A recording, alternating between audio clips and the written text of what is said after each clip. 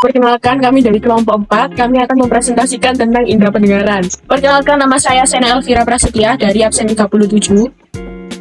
Perkenalkan, nama saya Ahmad Farel Sanis Akif, absen 3. Perkenalkan, nama saya Aktria Yasri Amrila, absen 11. Perkenalkan, nama saya Ahmad Farel. Saya Mutiara Ramadhani, absen 31. Perkenalkan, nama saya Gianor Rezekia, nomor absen 20. Telinga terdiri dari 3 bagian utama yang saling berhubungan dan bekerja sama dalam proses pendengaran.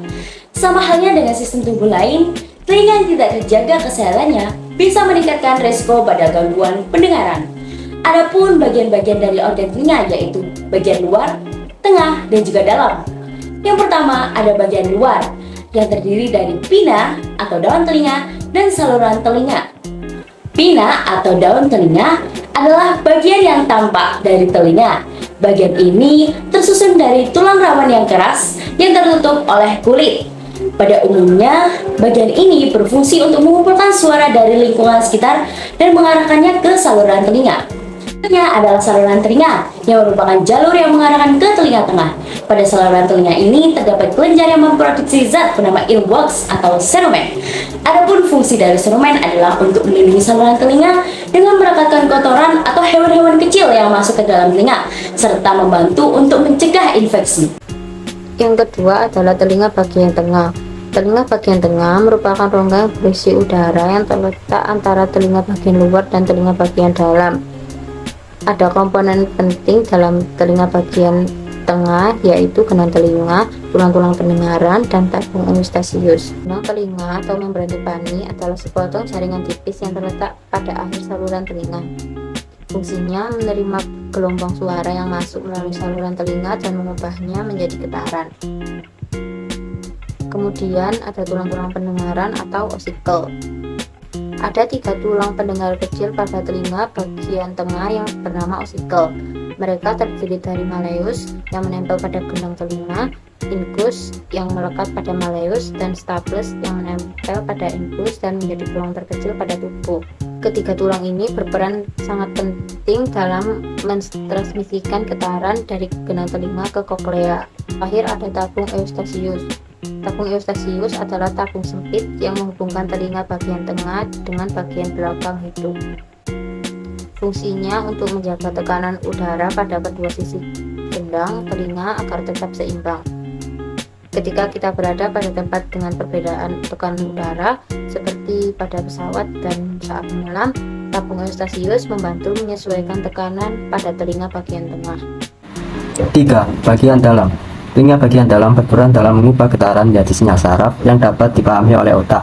Bagian ini terdiri dari koklea dan saluran setengah lingkaran. Koklea. Koklea memiliki bentuk yang menyerupai siput dan bertanggung jawab untuk mengubah getaran dari telinga tengah menjadi sinyal saraf. Pada bagian dalam koklea terdapat rambut kecil yang mengubah getaran menjadi impuls listrik. Selanjutnya, saraf koklea akan mengirimkan impuls menuju ke otak untuk diterjemahkan sebagai suara. Saluran setengah lingkaran. Saluran setengah lingkaran terlihat seperti 3 tabung kecil yang terhubung. Bagian ini memiliki cairan dan dilapisi oleh rambut kecil. Fungsinya membantu menyeimbangkan tubuh. Ketika bergerak, cairan pada saluran ini bergerak dan menggerakkan rambut kecil. Informasi posisi ini dikirim melalui saraf vestibular ke otak untuk menjaga keseimbangan tubuh. Pertama-tama, gelombang suara yang ada di sekitar kita akan masuk. Lalu, yang pertama kali menangkap adalah telinga bagian luar atau pina. Berikutnya adalah suara masuk ke bagian belakang gendang telinga akan melewati telinga tengah. Bagian telinga tengah ini akan memperkuat gelombang suara yang akan dikirim ke telinga bagian dalam. Selanjutnya adalah suara masuk melalui koklea. Koklea ini biasa disebut sebagai rumah siput.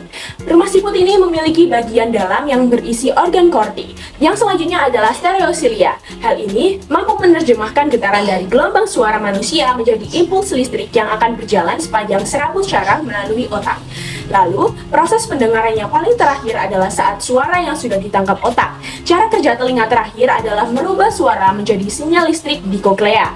Sinyal ini akan berjalan melalui syaraf pendengaran ke korteks pendengaran dan bagian lain dari otak untuk mengatur kesadaran dan syaraf sensori.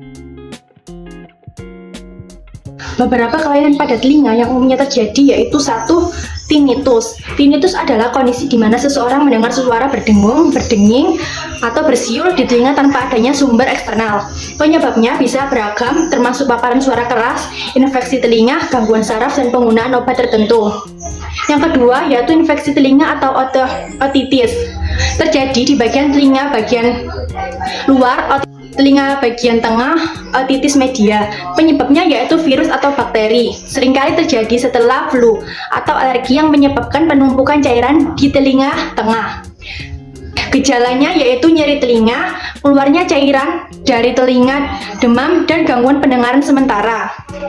Yang ketiga yaitu Meniere, gangguan telinga bagian dalam yang mempengaruhi keseimbangan dan pendengaran. Penyebabnya tidak diketahui pasti, tetapi mungkin terkait dengan perubahan tekanan cairan pada telinga bagian dalam. Gejalanya yaitu vertigo parah, tinnitus, kehilangan pendengaran yang datang dan pergi, dan perasaan penuh di telinga. Kelainan pendengaran yang keempat adalah tuli.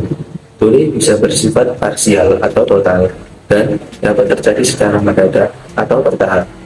Penyebab tuli termasuk penuaan, presbycusis, paparan suara keras, infeksi telinga, cedera kepala, penyakit genetik, dan penggunaan obat ortodontis. Gejala tuli yaitu kesulitan mendengar suara, perlu meningkatkan volume pada perangkat audio, dan kesulitan mengikuti percakapan, terutama di lingkungan yang sangat bising.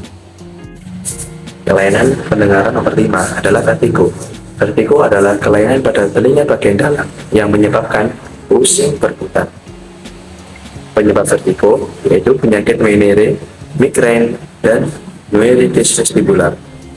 Gejala vertigo yaitu sensasi berputar atau miring, mual, muntah, dan ketidakseimbangan pada. Yang presentasi dari kami, mohon maaf apabila ada kesalahan dan terima kasih telah mendengarkan presentasi dari kami. Wassalamualaikum Warahmatullahi wabarakatuh.